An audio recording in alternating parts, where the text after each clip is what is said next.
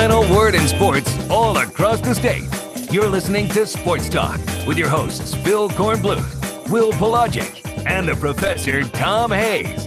You've been waiting all day, so join the show now by calling 800-956-7266.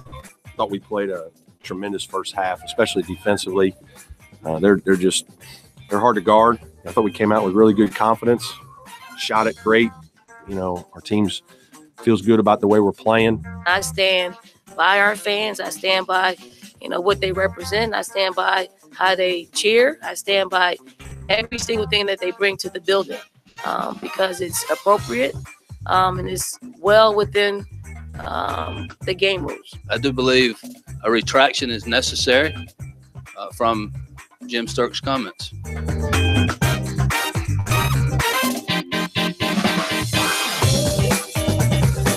Hello, and welcome into Sports Talk, South Carolina Radio Network from the friendly Columbia. That's the one in South Carolina.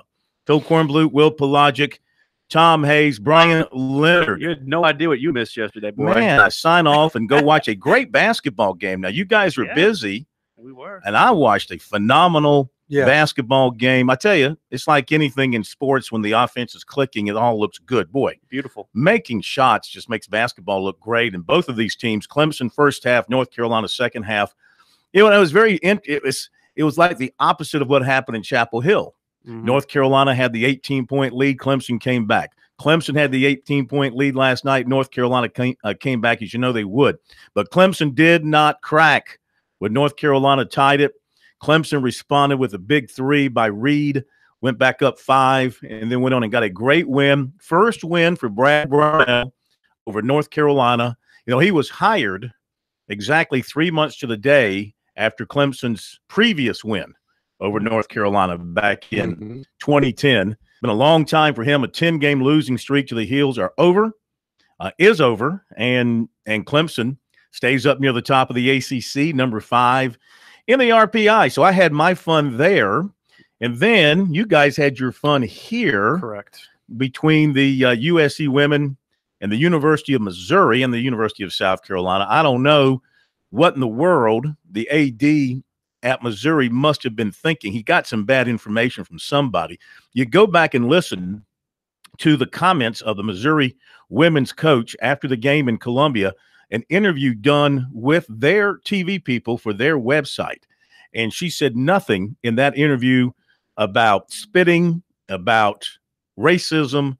She said the crowd, it was a tough atmosphere, but basically she praised the crowd at South Carolina after the game and just talked about what a tough crowd it was, but a good experience for her team to go through it. And then all of a sudden they get back to Columbia, Missouri, and all this other stuff comes out. Well, it was our guy Pollock who stirred the pot now. Bill Bull Potluck stirring the pot. But he asked the question of Robin Pinchton and said that there were some things that made her uncomfortable during that. And then Jim Sterk goes on, coincidentally, my old radio station, KTGR in Columbia, Mo. And well, I've heard the ratings have gone through the roof since you left. Come on, that's not even near the case. But the comments made, in my opinion, by Jim Sterk were incredibly irresponsible, especially when you try to put Dawn Staley down and say that she promoted a bad atmosphere. That could not be further from the truth. And I know that she got ejected in the game that they played up there. And I know that the games between these two teams have been highly intense. And Ray Tanner, even today, said they had extra personnel on hand for that game because they knew that it was going to be heavily anticipated and possibly extra security would be needed. But without any proof, without anything other than some harebrained hearsay that came from independent sources, not only speaking to us, but speaking to people up there, it doesn't really hold a lot of water to me if we aren't sitting there during that time and having security people point somebody out. If somebody does something like spit on somebody, you guarantee that's not something that's a unilateral thing. That's somebody acting as an outlier, right? And one would think that you'd be pointing this person out and they'd be outing this person and getting them ejected from the arena. I just have a feeling that there is another agenda here underneath. you're painting South Carolina's program with a broad brush with their fans. Dawn Staley is not only the University of South Carolina head coach and reigning national champion, she is the Olympic coach. So not only is Ray Tanner in her corner, the United States Olympic Committee and the International Olympic Committee is in her corner. This is some type of, in my opinion, and I'm being polite with this, sometimes it equate to a character assassination on a person they're trying to throw mud on. That's what it looks like to me. And not only because the Auburn coach, right, after they played Missouri, first thing she said when she got to the podium, dirty team, dirty team. So South Carolina is not the only coaching staff that is called out Missouri for being dirty. And there's more incentive for Missouri to have this stick around and linger, if you will, because they are getting a lot of juice from themselves, a lot of attention as a result of this, because of the fact that they have attacked the defending national champion and the perceived top dog, or one of the top dogs in that conference. And I have a significant problem with the fact that he is coming out with this response and dragging Dawn Staley in the mud. That is something you can complain about, the fact that there were some things that you weren't happy about when it came to the fan behavior, and say that their players told us, you know, hey, we were experiencing some inappropriate behavior. That's one thing. The Dawn Staley thing rubs me the wrong way. Yeah, but remember now, this thing happens in all different venues. A couple of years ago, of course, you had South Carolina players claiming that Clemson players use the N-word and things like that during warm-up. Remember that before the game? Again, allegations that nobody could actually prove, and nobody stepped up and said, yes, it's true, I did it, or whatever the case may be. You know, it's easy to claim that. It's almost, unless you have video or audio proof, it's almost impossible to prove it. Nobody has come out and pointed out anybody. There's no apparent video or audio evidence to support it. To make that kind of allegation from the far end of the league towards a school over in this part of the country, and you're not even there. Was the AD at the game? He was. Oh, he was at the game. He was at the game. So did he notice himself? Is he claiming that he heard it or noticed it himself? He's saying that it was something that derived from the players, not from him. Yeah. Okay. Well, until there's some proof, you know, you really need to – this should have been handled behind closed doors between the Missouri AD and Ray Tanner, very sensibly, not played out in the public venue. You pointed out the story, you know, takes on a whole new life. You open up CBSSports.com, and what's one of the stories they have in their list of stories on the front page? Mizzou AD, atmosphere of racial slurs fanned by coach, talking about Dawn Staley. I mean, you know, you open up that story and you read it, and you're not a South Carolina fan, a Missouri fan. You're just a basketball fan in Chicago, let's say, and you open it up and read it. You're going to get the impression that Dawn Staley is stirring up racial tensions between teams here, which would be the farthest thing from the truth when you consider, A, she's a black lady, B, her entire team is made up of black players. Right. Why would she stir that pot in that way? And using the N-word. That's what I was saying. I say my eyesight has gotten Well, they're not bad. saying she did or her. No, they're saying it came from the fans. Exactly. But, you know, South Carolina basketball fans, why would they use that word against opposing players when their entire team consists of black players? And half of Missouri's team is white. Yeah, it doesn't make any sense. It doesn't make any sense. The whole thing sounds very inconsistent to me. And the other part of this too, like I said before, and what kind of to what Pro said before, there could be some agenda on here for Missouri to kind of get some attention because of the whole, you know, bad press is good press. And also, let's go to the other side where it could be. As you said, Missouri women's basketball is not that big. But it's a huge thing here in South Carolina and other areas of the country. He may have sat down there and say, well, I'm going to say some trash today. It ain't that important because people don't look at women's basketball. Oh, they don't? Look at what you started. Yeah, they certainly are, especially around here with UConn coming to town tomorrow night. USC men in action against Mississippi State. We'll talk about that. News from Darlington, too. Back in a moment.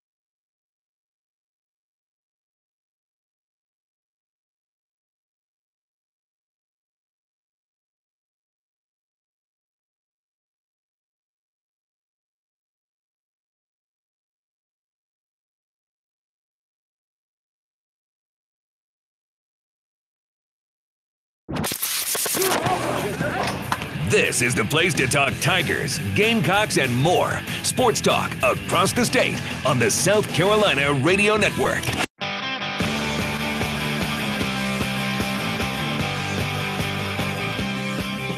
All right, coming up, we'll have comments from Brad Brownell following the Tigers' win last night over North Carolina. Today in Darlington, made my way to the beautiful PD. We'll hear from Kerry Tharp and NASCAR Hall of Fame driver Terry Labonte, and we'll give you more details coming up. But they announced a $7 million campaign at the track for refurbishing seats in several of the grandstands, restroom areas, concessions. Those of you who sit in the Tyler Tower will have individual seats with backs, and the seats will be angled better for you to get a better. You'll have cup holders on your seats in the Colvin grandstands and the Wallace grandstands. They're going to replace all the seats there with aluminum seats, not individual, but aluminum seats like you have in stadiums, but there will be backs to those seats as well. So all being done for the wider body and the comfort of the body, as well as Darlington, as Kerry Tharp told us today, is here for the long run, doing things to further enhance the fan experience. Now, these cup holders, can they hold a 16-ounce? Well, I asked in my interview with Kerry, our group interview, I said, how big of a can these cup holders hold? Because that's going to be important to the race fan. Can he get his super maxi Miller can in there, or whatever you're drinking? Anyway, now we'll hear from them coming up in a little bit, but I want to get back to this USC-Mizzou feud between the ladies. It's not exactly a family feud, but it's been kind of fun to watch. Head coach Dawn Staley spoke earlier today, started out with a brief statement regarding the allegations from Missouri Athletic Director Jim Sturk. How are Kiki and Lindsay? Kiki went the full practice. I think we have the wrong Dawn. Is it the wrong Dawn? It's the dawning of the wrong age. We'll get to Dawn in just a moment once we get see, we have new computers here. Let's blame it on the new computer. Can we blame it on the new computer? Yes. Let's blame it on you want to go to Ray Tanner while you're getting the right Dawn? All right, Ray Tanner, he spoke at the press conference as well today because he wanted to he put out a statement last night, but then today he wanted to verbalize his thoughts about these allegations made by his counterpart at Missouri. I'll just say, surrounding the situation that we had to deal with the last few days, I was very confused. I felt very strongly about what for here at this university in women's basketball, our fan base, our head coach, and the way we handle our business and have handled our business over the years. And some things were said that were very confusing. And, we had an incident so-called that we needed to check out. We did not find evidence or confirmation that happened, but you do have things happen in your stadium from time to time that doesn't involve players or coaches. But we addressed those. And as I said, we didn't get any confirmation on that either, with 7 people that were very closely involved in the situation. That being said, I was very confused that Coach Staley was addressed from Jim Sturk's comments. I still don't quite understand exactly what the intent was. He and I have spoken yesterday, and we've spoken today. And I'm hoping that there's a resolution coming in some form or fashion. Ray, you mentioned that you did speak to Jim today. Did he offer any kind of apology or said that he misspoke, anything like that? What was the text of that combo? I don't think that it would be professional to share that conversation, but, we have known each other for a little while now since he joined the SEC as the athletics director at the University of Missouri. And we've addressed it. We've talked about it. He's shared some things with me, and I've shared some things with him. Ray, when did you first hear about these accusations? And you said you were confused at the very first moment that you heard. Did it was it just like complete surprise? Did it make you angry? I don't think it made me angry. I was a little bit confused. The thing that I was most concerned about was we had a great crowd. You know, it's women's basketball at the highest level. It's a great game. It's you know, you have to like the game. You know, you can say it was a physical game. It was a great basketball game. It was two teams getting after it, passionate, coaching. There was a lot of things going on. I think a lot of people really enjoyed the game. It's a tough game. It's a tough game to play. I understand that. And my major concern was the comments that were made about what might have happened with their players leaving the tunnel. That was the focus. And then later came the comment that was related to Coach Staley and her involvement.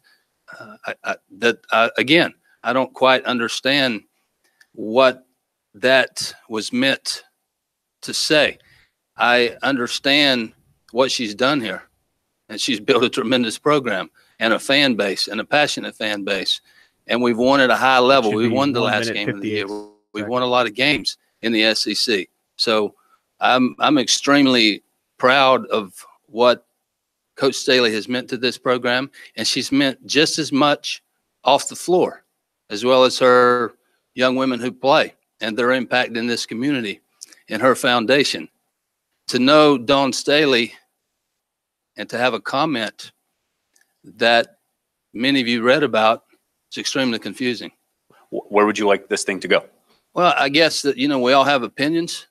The thing that's most important to me, that Coach Staley is comfortable with where it goes, the things that were said, and that she's comfortable in where we end up in the next few hours, the next couple of days with this. That's the most important thing to me. But I do believe a retraction is necessary from Jim Sterk's comments. That is the athletic director of the University of South Carolina, Ray Tanner, speaking about the allegations from Jim Sterk that Dawn Staley promoted a bad atmosphere, and also from the fan perspective, the inappropriate fan behavior that it was alleged. He said that there was nothing that they could find that was inappropriate about the behavior, or they talked to a bunch of security people. And independently, he said that, you know, Jim Sterk seems like a nice guy. These comments are a little out of character for him. Here is the audio we meant to tell you earlier, or give you earlier, from Dawn Staley.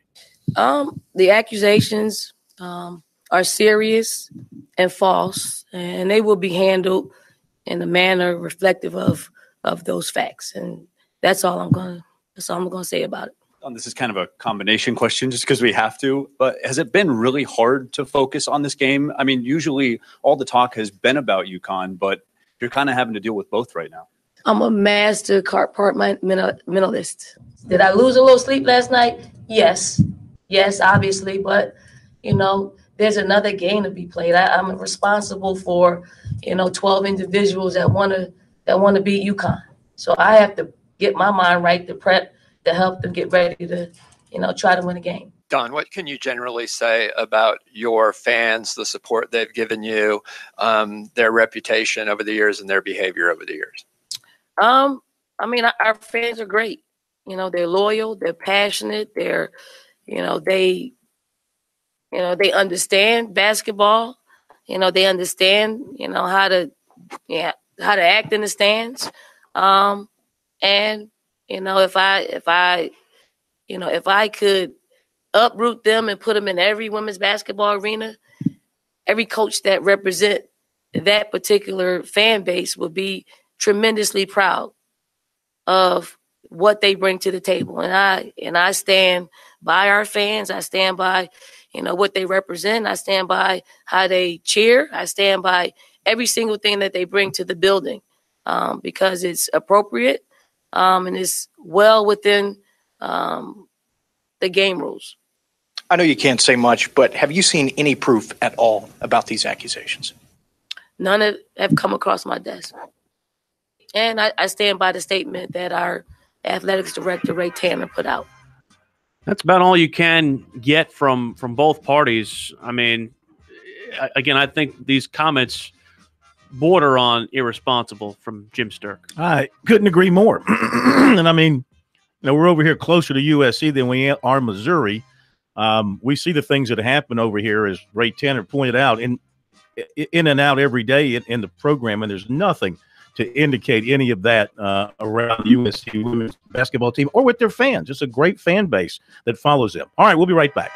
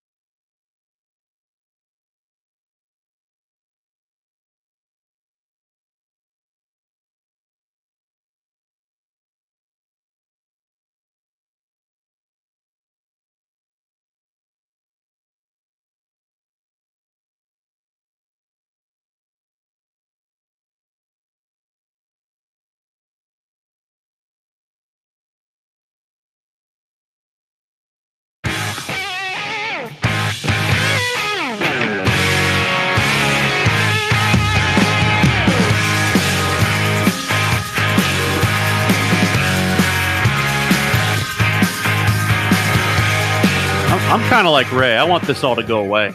Yeah, it's a pain in the butt. No doubt about it. It's pain, and especially when you got a huge game against Connecticut coming up. The focus should be on the games and what's happening there. Yes, these two teams have had their tussles on the court, elbows flying, bodies on the floor, a little bit of wrestling here and there. So I don't know if any punches were thrown or anything like that, but when you step away and you make a broad accusation like he did, and especially calling out a coach, especially a coach of her level, I mean, that's totally and truly unfair unless you have got some evidence that you can say, look at this. Here's the video. Here are fans here spitting on our players going into the tunnel, and we can see this person over here yelling something that looks not very pleasant. If you got that kind of evidence, then I think everybody would say yes, and they would deal with it. Otherwise, you're just stirring something up that doesn't exist. I mean, they did a Seinfeld episode on this. That was one magic loogie. I don't know if there's a magic loogie that's out there from Sunday, but in my opinion, again, I'm just flabbergasted that something can be upstaging what is going to be a very awesome night for women's college basketball on Thursday between South Carolina and UConn. I think that in my mind is the shocking thing. The fact that we spent all this time talking about these two back and forth and no time about the fact that, oh, by the way, Gino and his brigade are coming to town. And not only that, coming into Columbia, Mo is the number 2 team in the country, also undefeated in Mississippi State that took down UConn last year. See, this is what gets to me, guys, is a conference. I know there's competition, but it has to be a family. How can Missouri's coach at the next women's coaches meeting sit around a round table with the other coaches and all of them not looking at her?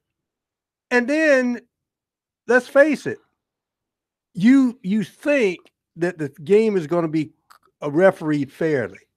But let's face it, officials now are going to keep an eye out on Missouri. And they're not going to get a break on anything.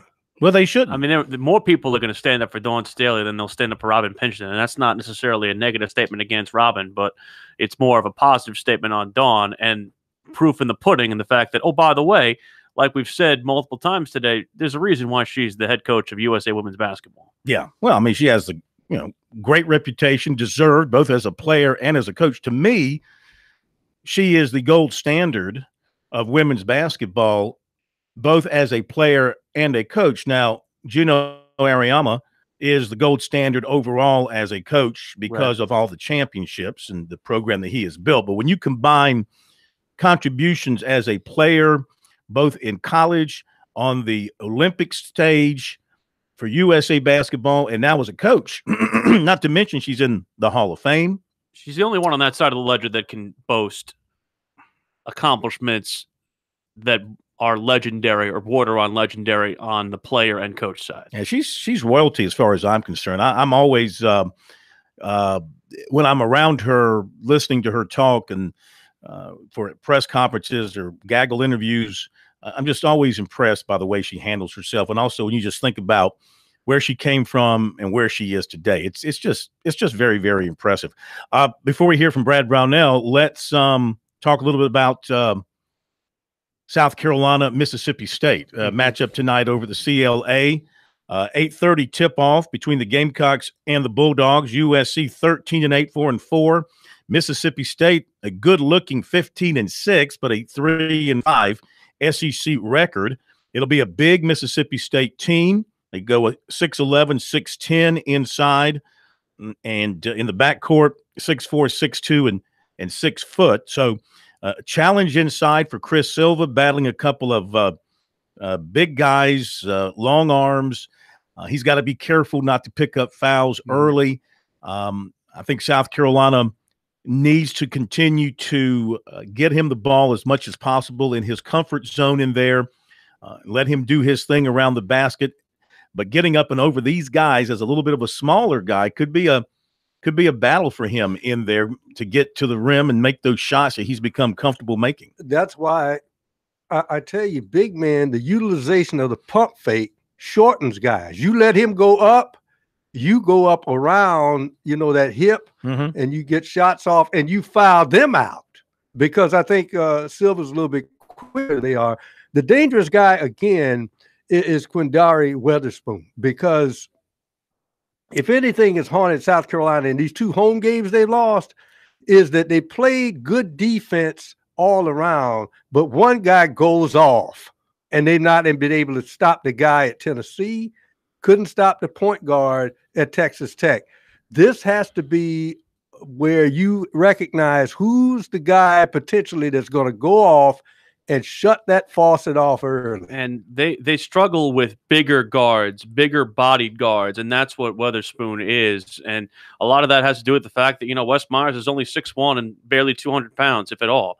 So, I mean, you're not able to be as physical with your on-ball defense as you normally would be, whether you put him or whether you put Evan Hinson on him. It remains to be seen how they'll go defensively. But, you're looking at guys who will be physical, who will try to drive the lane, and who also will try and beat the big man, Eric Holman, to be able to try and utilize and diversify their offense. And the thing about South Carolina, they have to, as very much as they can, flush last Saturday's event and last Saturday's contest, because so much of what I'm sure they want to try and avoid is dwelling on it. Very much the way that they flushed the Tennessee result and got back and battled back to beat Tennessee, beat Florida rather. Mhm. They've kind of been going on this little seesaw pace here, where they lose on a Saturday, win midweek, lose on a Saturday, win midweek again. So it seems to me like South Carolina can't seem to get a lot of consistent momentum. It just seems like they can't get 2 back-to-back efforts put together. And that's what young teams do, because you almost felt,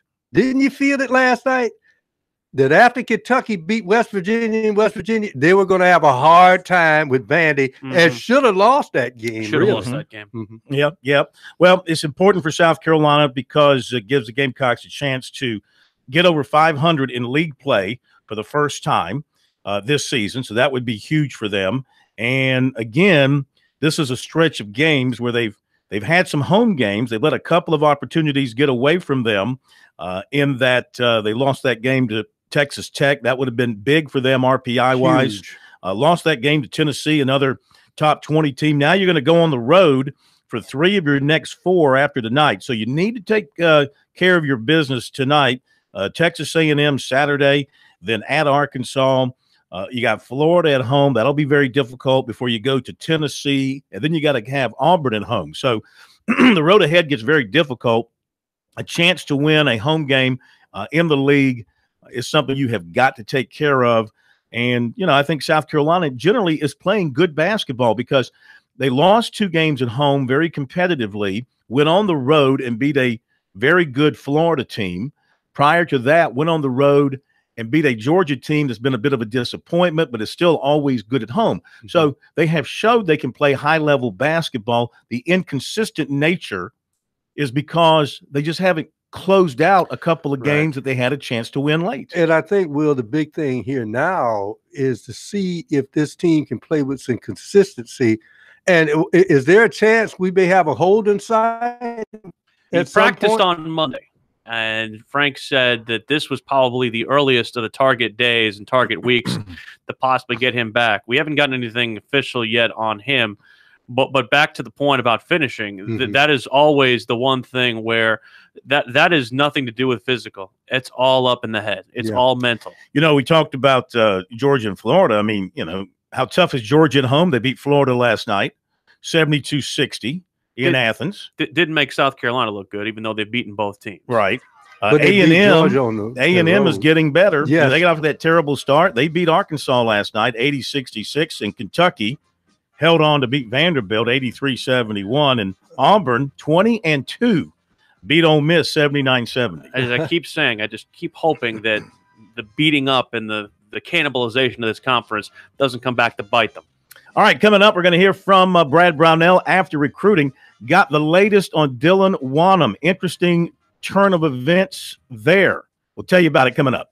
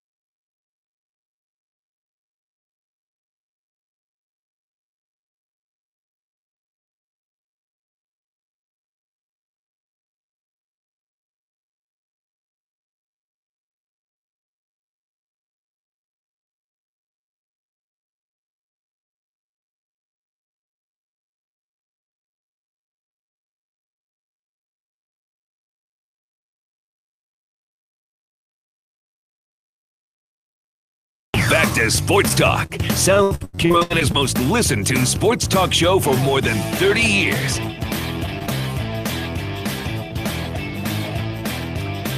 Okay, we're back in Sports Talk, South Carolina Radio Network. Stay tuned for the recruiting report coming up for you in just a moment. And check out foundersfcu.com. Learn how they can assist you in all of your financial needs. Now, last night, Clemson got a resounding victory over North Carolina.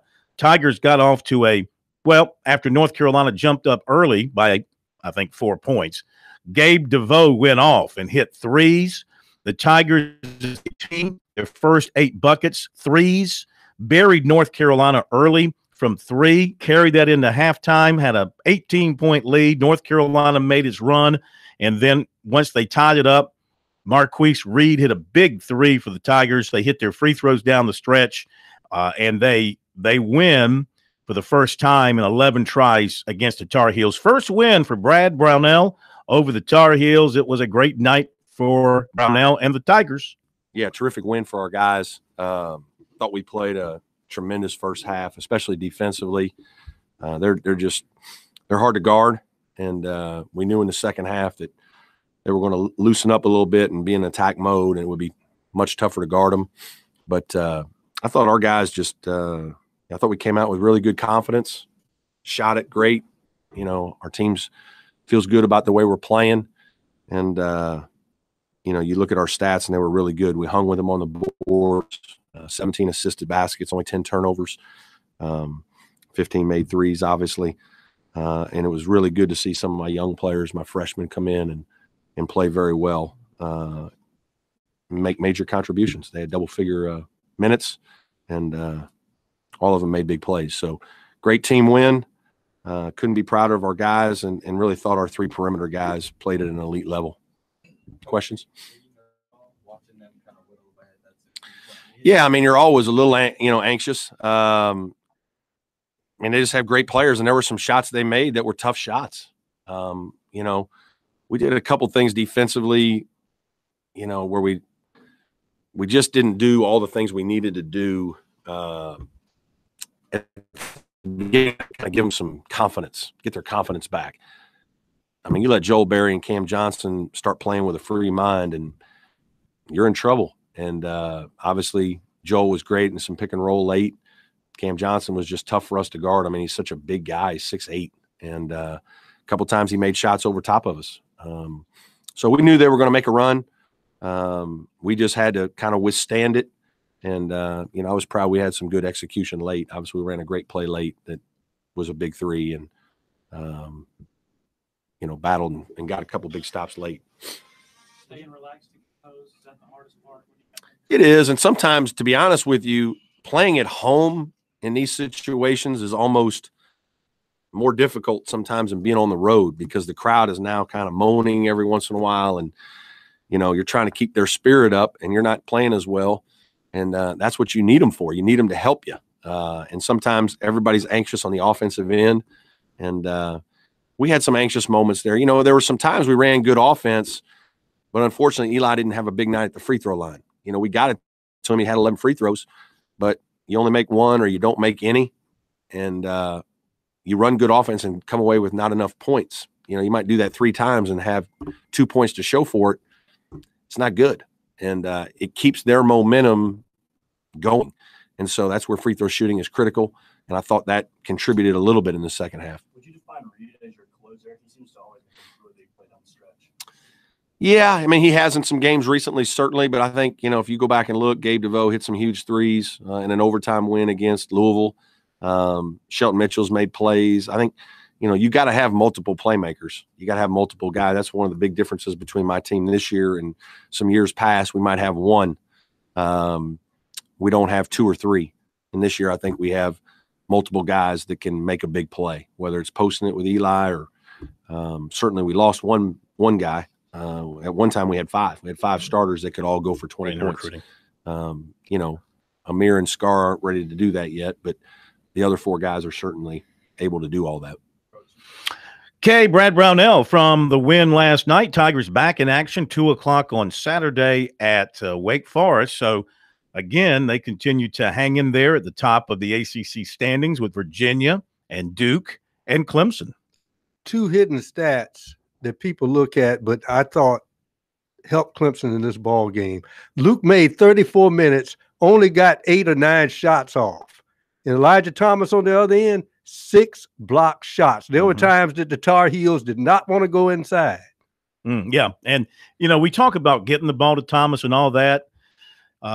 They doubled him almost every time he got it, so it made it tough for him to score. And like Brownell said, look, they're a team that can shoot the three, and if you're making the three, go ahead and shoot the three. They were 15 of 30 from three last night. 17 assists on 24 baskets. I believe I said that if they get 2/3, they win the basketball game, and I'd like to at least acknowledge that I was correct. And I believe I've acknowledged when I'm correct, when Clemson got all the big rebounds late to win that ball game. Can we get a sledgehammer in here to widen the room to get these egos to fit into this room, please? My goodness. You need one to get you through the door, man. If we acknowledged every time I was correct, this building wouldn't be big enough to handle it. It'd be a really short show if we were doing that. To recruiting quickly, USC target wide receiver Warren Thompson of Sefner, Florida, committed to Florida State this afternoon over the Gamecocks. So Willie Taggart gets his man. He had him in Oregon. He decommitted when Taggart left. He goes to Florida State, and he gets him once again. Good pickup for the Seminoles, good-looking receiver. Just talked with the mother of Dylan Wanham a little while ago. Tennessee was in last night for a very good visit. The significant news is that USC's Brian McClendon will be in tonight, and that'll be it. There is no Will Muschamp visit available. She shared with me that at a basketball game, Will Muschamp met with Dylan and talked with him after a basketball game. And as far as she knows, from what they've told her, he can't come back to see him. So I think there was some expectation that he was coming in later in the week. She says not. And so Brian McClendon will be the last Gamecock coach in to meet with Wanham. The decision probably will come on Saturday. All three schools still in it, USC, Tennessee, and Auburn. So we'll see what happens there. Defensive back Mario Goodrich of Lee's Summit, Missouri, told us last night he has not quite finalized his decision. Last night we reported from one of his coaches that the decision had been made and the school notified. He said, no, I still have to visit in home with Georgia before he finalizes things. So we'll see what happens there. The feeling has been that Clemson is in good shape with him. Speaking of Clemson, the Tigers have on campus for an official defensive back Trevon Flowers of Tucker, Georgia. They were late getting on him, didn't contact him until Saturday. They offered him today. Dabo Sweeney and Mickey Kahn met with him this morning, made the offer. He's a baseball player, too. He wants to play both sports in college. He's a former Kentucky signee as a baseball player. They released him. He only played 1 year of high school football, did so well, he decided to pursue both sports in college. He's going from Clemson to Tennessee on an official visit this weekend. And, of course, Kentucky is still in the mix with him as well. Tennessee coach Jeremy Pruitt met with him at the school on Tuesday. Florence native defensive end Gerald Florence, junior college player out in California, is on an official to Arkansas today. Michigan offered 2020 defensive lineman Alex Huntley of Hammond. 2019 linebacker Brighton Constantine of Baton Rouge plans to visit Clemson March 3rd. USC and Clemson target quarterback Sam Howell, offered by Nebraska, as was USC target quarterback Garrett Schrader. USC offered quarterback Aaron McLaughlin of Buford, Georgia. He's in the 2021 class. Does that make him a fifth grader? What does that make him? USC offered linebacker Jamie Petway of Woodstock, Georgia, defensive back Chris Steele of Bellflower, California, tight end Jude Wolf of Laguna Hills, California. Alabama offered Conway linebacker Jalen Moody. He's going to visit there this weekend. He also has offers from Ole Miss and Arkansas. And there was one more offer by the Gamecocks to go out today, and it was to 2020 linebacker Bryson Eason of Memphis. There you go with recruiting. Always interesting, and we're heading down to the wire. 1 week from today is National Signing Day Deuce for this year. I'm excited. Top of the hour, we'll be back.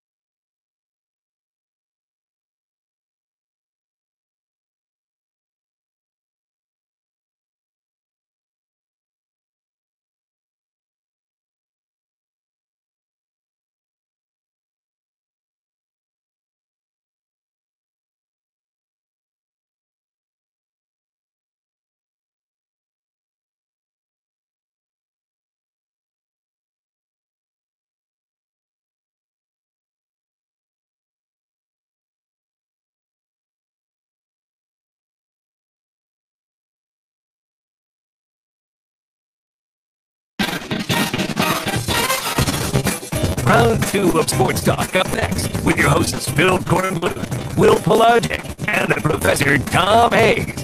Don't leave us hanging. Join the show, 800-956-7266.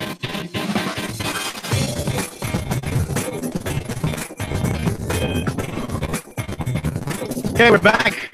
It is Sports Talk, South Carolina Radio Network. We thank you for joining us wherever you are tuned in tonight around the great state of South Carolina. We thank you for tuning over to us. If you've been with us from the outset, we appreciate you hanging there with us. Remember, if you ever lose us to anything else and you want to find us, you can go to our website, SportsTalkSC.com, click on the link to our YouTube channel, and just pull up the show for that night and watch us and listen to us. If you miss a show, that's where we archive. You can go back and listen. You can fast forward to any part of the program you want to listen to or listen to the whole thing. You can also watch us in all our beautiful glory from our studios here in downtown Columbia. And if you prefer using the TuneIn app, several of our stations are on there. We recommend them all. Our Columbia affiliate, the Point Radio, does not preempt us for anything, so you can always catch us there on that affiliate. Coming up tonight, it's an SC Wild Night at 7:30. Captain Billy Downer, speaking of handsome dudes, he'll be in here with us to update us on the latest in the great outdoors of South Carolina. The hunt for Wile E. Coyote continues in the state of South Carolina, I guess. Those things are pretty much everywhere. As far as I'm concerned, I watched another of those cartoons. You can catch them at an Acme store. I got to get Captain Billy. I saw some deer on my way back from Georgia on I-20. Oh, they're everywhere. Weren't getting taken care of, if you know what I mean. Kerry Tharp in just a moment, and then also some comments from Terry Labonte. Let's go to Glenn in North Charleston with us, talking into his wristwatch, I'm sure. Hello, Glenn. What's up, dude? Hey, man. Yeah, man, just watch it get kinks out of it. It'll be great. Sounds good, man. Sounds like it's coming through loud and clear. Great, thank you. You're welcome. I just want to let you guys know, ask Captain about Friday, because we all know what Friday he's coming up with. Right? What's Friday? This Friday coming up. What is it? Groundhog Day, of course. Oh, is that right? You know what? We have somebody in our office who is from Pontotoc. What's it called? Pontotoc. Yeah. One of our news guys used to live there, used to work there. Oh, God. Pontotoc. Now, when he worked on Groundhog Day, did it feel like Groundhog Day? I don't know. I'll have to ask him. But he's been there to see the raccoon come out of his. It's not a raccoon. What is it? The groundhog. Groundhog. Come out of his shell. You know, Bill Murray made a movie, Groundhog Day. That's what I was referring to. Where everything went over and over and over. Yeah. What I was referring to. Kind of like the movie 50 First Dates. You ever see that movie? I have seen that movie. Yeah. It's a very awful movie. Things go around over and over again. All right, Glenn, good hearing from you. Get that watch tuned up and get that battery charged. Today in Darlington, the president, Kerry Tharp, called us all together because he had a big announcement. $7 million will be spent to significantly improve seating and other things around the old track. Not the track, not touching the walls, the track, or anything else. This is all for the fan experience. And as he told reporters afterwards, this was done at the request of the fans. For us to come in and try to modernize the seating, give it some wider, more comfortable range of where you can enjoy the race, we did hear that from them. And so we thought that, this was some way that maybe we could reward them. They need this. They deserve this. They've supported this racetrack for almost 7 decades. And so, it was, an opportunity for us to be able to, without touching the racetrack, as you heard earlier today, to be able to improve the experience from that standpoint. $64 million impact. What do you say to the fans who never even been to a racetrack, never really encountered NASCAR racing before? What do you say to them to get them out to the track? I would encourage them to come out and try out Darlington. As was mentioned earlier today in our announcement, this should be one of those tracks that, one of these sporting events, if you're in the state of South Carolina, you need to come here. And so, you know, I always tell people that want to listen to me, and not too many people do, but I always tell people this, that in the state of South Carolina, I truly believe there are two passions, okay? That's college athletics and Darlington Raceway. And so I think that people that maybe haven't had an opportunity to come to our race on Labor Day weekend, they ought to circle that date and try it out, because I guarantee if they come once, they'll want to come back. Is this something that's long overdue? Well, I tell you, I think this is something that the time is right now.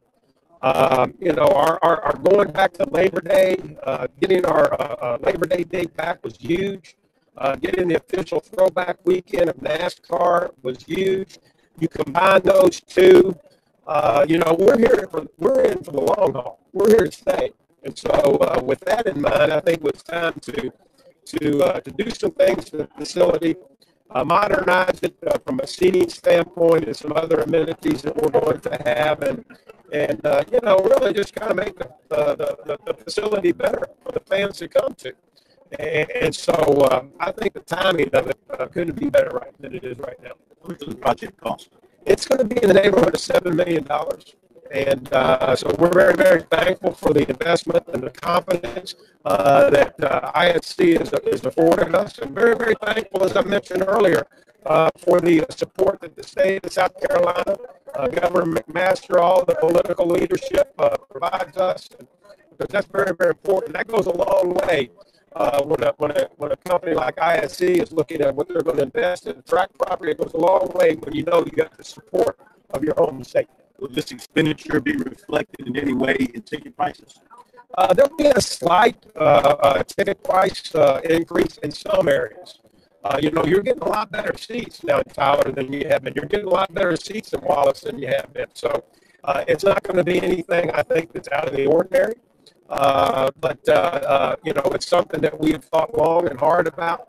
But I think we still have one of the more affordable tickets in all of NASCAR, and there's a lot of different packages, a lot of different opportunities. And I will say this, our ticket renewals go out in the mail tomorrow. And so they're going to be getting at people's mailboxes. We're sending an email out this afternoon here in the next hour or so to our entire fan base, telling them about this project and encouraging them to renew. So, you know, they can get some pretty good discounts and deals on tickets if they renew. And I can tell you right now, with this new seating that we have and the new amenities, I think they ought to go ahead and do just that. What size beer can will fit in the cup holder? Well, I don't know. I would suggest that the fans come and test that out and try that out. I'm sure there's a variety of configurations that can work. We aim to please.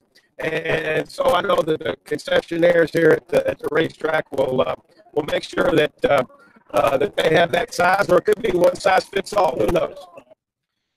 All right, Gary Tharp, KTL Presidente of Darlington. You would ask the beer question. Well, I think it's important. I mean, as the race fan is making his plans, he's going to be sitting in that seat 4 hours, and you want to be comfortable, and you want to make sure that the beverage of choice will fit in the cup holder. If you go to our website, SportsTalkSC.com, on our front page, we have a story on today's activities. And if you open up the story, you'll see a good look at the seats. Those are the seats, the chairback seats, the folding seats that will be in the Tyler Tower. They are also going to be angled better for the fans to see the race. Apparently, the old seats didn't have your body positioned in a way where you were able to focus on the track. They're going to take care of that for you. Toward the start-finish line, I assume? Well, yeah, just toward the track to give you a better look at it. And it's all about comfort and, you know, taking into consideration that apparently, not in my particular case, but the American body today is a little bit wider than it was when the track was built back in the 50s. Speak for yourself. That's what I'm saying. Not in my particular case. I don't know that you would fit. How much you walk across there? Are you 18 to 22 inches? You might squeeze so it. Now we have to find out. Really? Now we have to find out how the seat fits two cans. If there's anybody, that's right. If there's anybody who should be body shaming, it should be me the other way towards you instead. All right. Tennessee up on LSU 42-31. Louisville leading Virginia 8-6 in basketball action.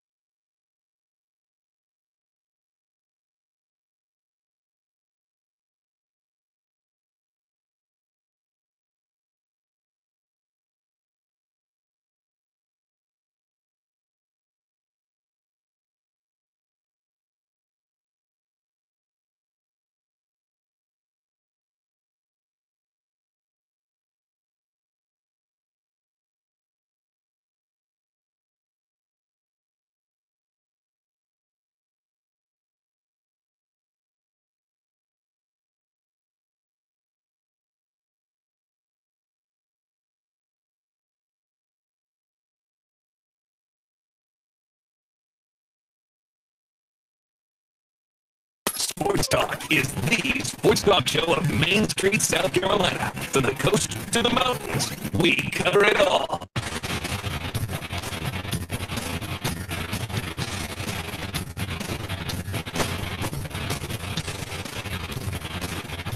It is Sports Talk on a Wednesday night. SC Wild coming your way after the bottom of the hour break, so stay tuned for that. Check out foundersfcu.com. Learn how you can get all your financial needs worked out with them. They'll be happy to assist you. That is foundersfcu.com. Clemson has scheduled Appalachian State in football at Death Valley, September 7th, 2024. Where will we be in 2024? I'll be right here. Where are you going to be? I hope there's some hesitation. I hope I'm at the USC game. Where are you going to be, Pro? I'm just worried about where I'm going to be in 24 minutes. Unless more 2024. Will you be in the Barca Lounger on that day in 2024? Unless USC has a home game. Furman, 2018 schedule. September 1 at Clemson. September 8 at Elon. Colgate at East Tennessee. Western Carolina, Wofford, Sanford at home. At the Citadel. Chattanooga at home. And then VMI at Mercer on the road. People on site at Colonial Arena earlier than we will be there, but tell us that Corey Holden is dressed and warming up.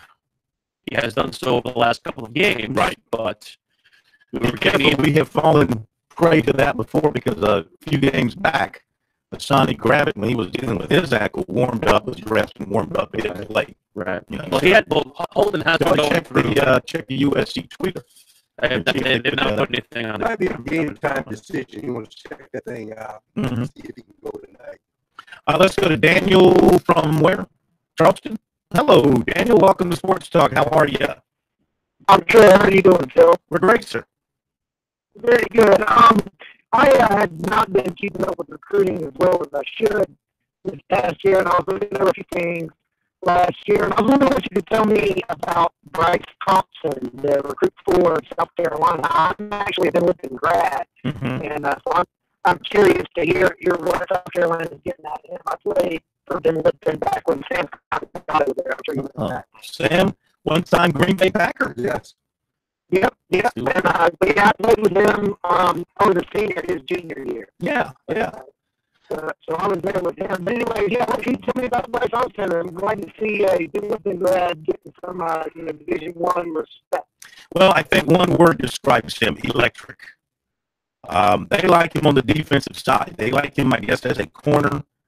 But man, with the ball in his hand, saw him at Shrine Bowl, and he was the best weapon for the South Carolina offense. You put the ball in his hands, and big things happen.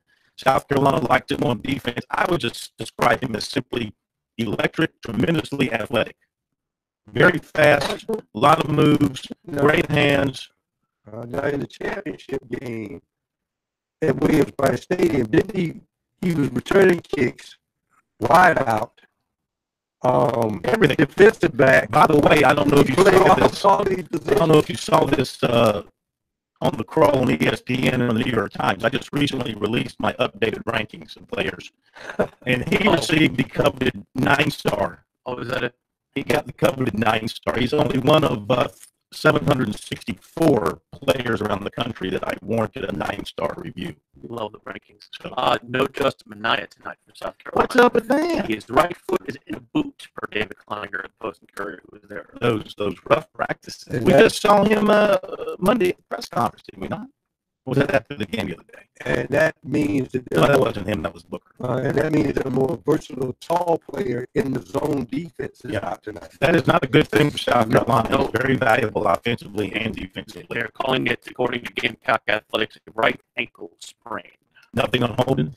Nothing on Holden. Holden. Nothing on Holden. That's why he's warming up. Yeah, really. I mean, it could be something as simple as 1 out, 1 in. I don't know. Maybe you move Hinson to the 3 and put Holden back at 2 alongside Myers. I mean, I tell you what, that's a guy they could not afford to lose. Important part of their team, no doubt about it. Back to Darlington, one of the visitors there today, Hall of Fame driver Terry Labonte, who, interesting, he won his first NASCAR race at Darlington. he won his last victory at Darlington. So he kind of felt like his career went full circle at Darlington. He was there to talk about the improvements to the track, and also he talked about his days racing there as well. Did you ever think when you mentioned coming here for your first race that you'd see not just Darlington, but all these racetracks doing so many upgrades for fans? Well, it's really nice to see that. And, the fact that they're doing that, I think, says a lot about, them trying to keep up with the times. If you go to a lot of the football stadiums and things like that, and those people have really stepped it up with new stadiums that they've built. So, you can't really go out and build new racetracks, but you can upgrade the facility, and that's what they're doing, is trying to make the fan experience better. And there's so many ways that they're able to do that today. And so it's nice that, Darlington is just one of the most historic racetracks on the circuit. And it's nice to see them, make some changes to make it, more appealing to the fans. But yet it's still the historic Darlington Raceway, which attracts so many people. And it's such a special place for a lot of people. A lot of people come here for years and just enjoy the race, and it's a great place. So it's really exciting to see them make these improvements, because I think it really, benefit them in the long run. When you raced here, did you have to take it a lap at a time? In other words, you get across the start finish line and then go back to the start finish line, so I got started? I always felt like this was a racetrack that you race the track as much as you do the competitors, because think about it, when they first built the track, the cars were probably, over 5 miles an hour faster than they were.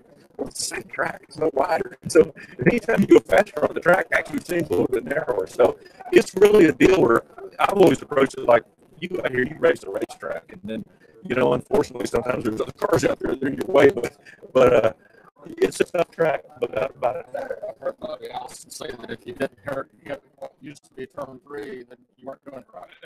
Yeah. I don't think I ever finished a race here. I didn't have a mark on my car somewhere. So. Your first race here, your last race here, now you would be in the Wall of Fame. How incredible is that for you? Well, it really is. It's incredible. And, this has always been a very special place in my heart. Running my very first NASCAR race here, and then winning my first race, and then winning my last race here. If I would have known that was going to be my last race I was going to win, I would have just gone ahead and quit the next day. But I wasn't aware of that at the time. But I really couldn't be any happier that I would win my first race at Darlington and my last race at Darlington. I think it's just perfect bookends, and it's always been one of my favorite racetracks, and it's one of the toughest tracks on the circuit. And I think anybody that has come down here and won races, this race here probably means as much to them as any race they've ever won, and that's how I feel. I was tempted today. There was a gate open as I was leaving. There was a gate open to the track. And I was tempted. Oh, you take the sports. I was in the Sports Talk Pinto, which just turned 627,000 miles, by the way, without an oil change. And I was tempted to take her out on the track to see what she could do. I'm taking my Mercedes on the Texas Motor Speedway. We're not talking about you. We're talking about me and our Pinto. Some of those turns you made when we come out of the parking garage look like you think I was we have a specifically designed front end on that Pinto with a air dam. I'm a little concerned I might knock the air dam off on one of the high bank turns. So if I can't go fast, I'm not going anywhere. Might need a little track bar adjustment. Could have been wedge adjustment. A little wedge in, a little wedge out. I think everybody needs that from time to time. You ever had any wedge in? Not everybody needs not without my consent. Everybody needs some wedge adjustment from time to time. He thought that was funny. You know what I'm going to do one day? I'm going to, what are those things called on Twitter that are replayed over and over again to express somebody's feeling that they're not intelligent enough to express it themselves? A meme? A meme or a GIF? A meme? A meme or a GIF? I'm going to get a meme of you. What's that? Like laughing or something. We're going to put it on. Is that a thing? We're going to put it on a loop and let it play continuously. Is that a fact? On Twitter. Really? Is that a fact? Is that a fact? Are you doing my realies now? You're doing my realies. Made my vocabulary. That's how you know I have invaded your mental real estate. You are now using my phrases. Unfortunately, you're in my head. You're like the Clemson football team, the Gamecocks. You're in my head. 21-21, Louisville and Virginia. SC Wild coming up.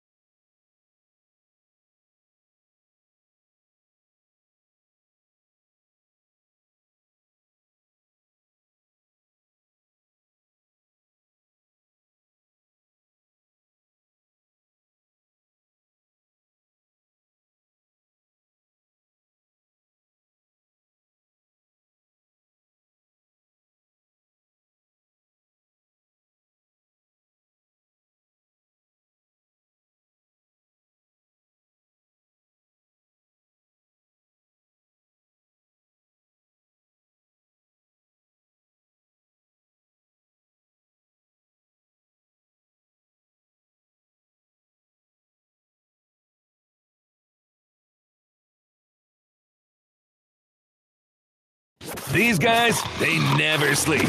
Check them out on the web at SportsTalkSC.com. Now, more of Sports Talk on the South Carolina Radio Network. Back at you here on Sports Talk.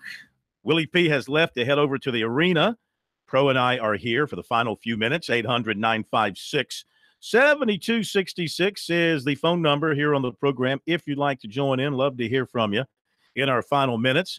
Reminder to check out foundersfcu.com. You can learn how they can assist you in all of your financial needs.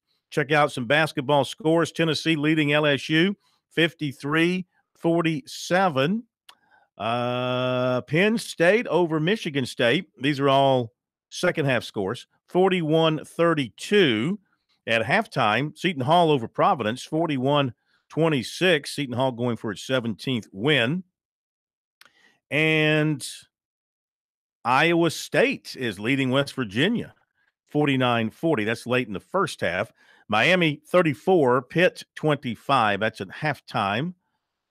And Houston, surprising number 8 Cincinnati, 40-26. Houston is 16-4.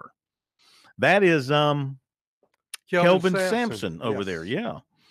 All right. What else we got here of interest? Halftime, Virginia, 32-26 on Louisville. I mean, that's the thing, man. There are nights when you don't have the offense, but Virginia always brings its defense. It's got good defense. The interesting thing is the only team to beat them is the team that's in a funk right now. That's West Virginia, who I think has lost, something like 6 out of their last 7. Mm-hmm. But the only team to conquer Virginia so far this year.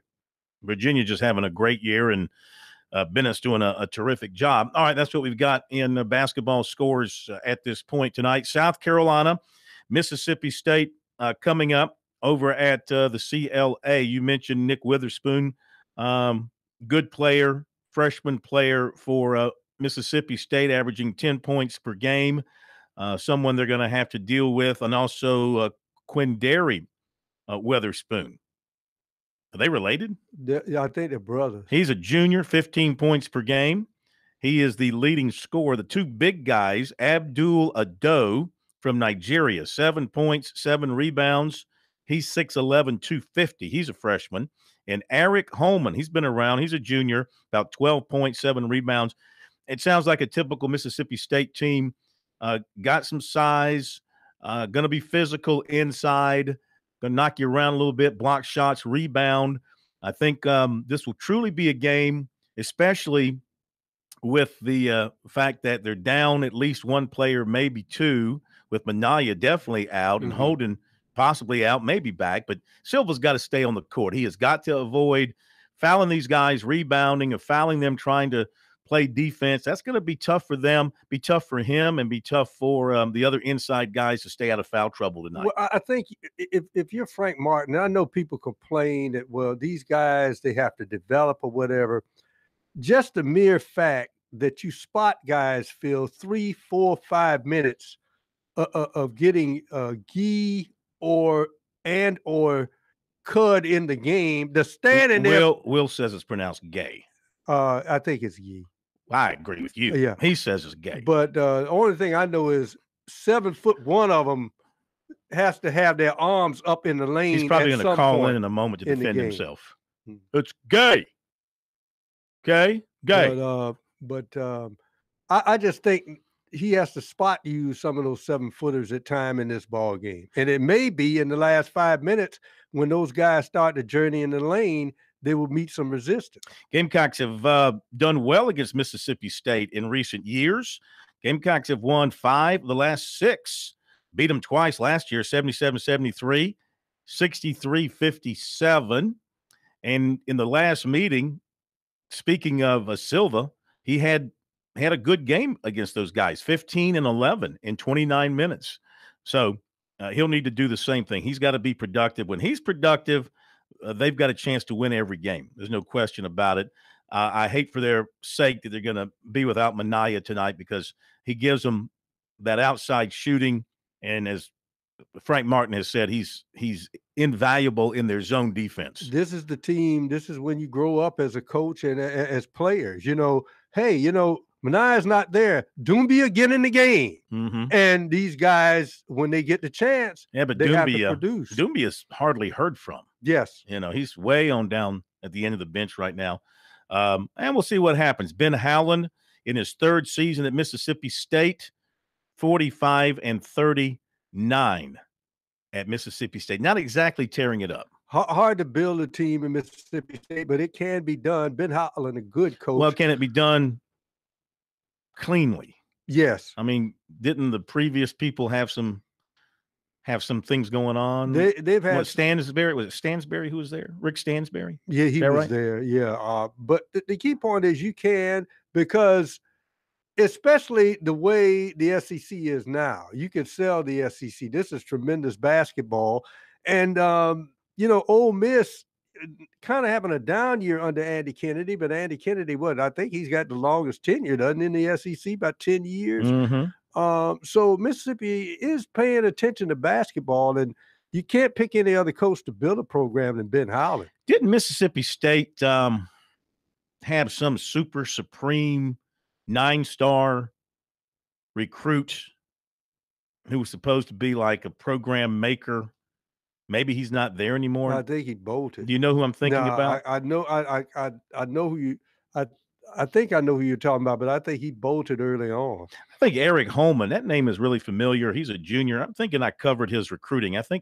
Why do I think South Carolina or Clemson might have been involved with him in recruiting back in his day? Anyway, looking forward to it.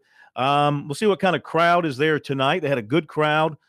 Last two home games, big crowds on Saturday. Now, this is a Wednesday night, 8:30. Most students are starting their weekend about this time, right? So maybe they want to kick it off by going to a basketball game. The students have turned out in good numbers at South Carolina in recent games since they came back from the break. Mississippi State is coming off a win at Missouri. I'm sorry, a win at home over Missouri, 74-62. Back on, I guess that was Saturday. Prior to that, they lost at Rupp Arena 78-65. So, again, as we mentioned, a good overall record at 15-6, but only 3-5 in conference. They have not won on a true home court. They're 0-5 away from home. They do have one neutral court victory. You look at their numbers. They are a good shooting team, as a team shooting 46% from the floor. And they shoot not that great from behind the arc at about 30%, and from the line, 67%. Rebounding-wise, 3.5 advantage on the boards. They have blocked 117 shots compared to their opponents' 59, so about double what their opponents have blocked. So you can tell their size inside becomes a big component of their defense. Abdul Ado has 39 blocks, and Holman has 28 blocks on the season to this point. Let's compare that to – let's see what South Carolina has done from a block standpoint. I know the Gamecocks, from a assist turnover standpoint, they've not been real good this year. As far as block shots go, find the overall stats here, not just the SEC stats. Well, the key point is the block offensive. leader for South Carolina. See, big difference. Silva, he's got 24 blocks on the season. That's your leader. USC has blocked 66 shots. What'd I say for Mississippi State? 117? So big difference there, and that's going to be a big factor in the game. A block is like a turnover. It's an empty possession. And so you want, obviously, the more empty possessions you have, the least likely you're going to win a ball game. But Frank Martin's defense, and Frank Martin will tell you, because a guy has to block a shot is because you let the guy get where he wanted to go, get into the lane, and get all the way to the basket to the last vestige of defense that you have. And he'd rather have you stop the guy at the three-point line than to have Silva have to block a shot. All right, check out our coverage from the CLA. We'll be on the job on Twitter and on our website, SportsTalkSC.com. That'll do it for tonight. Thank you, Pro. Thank you, Brian. Thanks for joining us tonight. Have a great night. We'll see you tomorrow.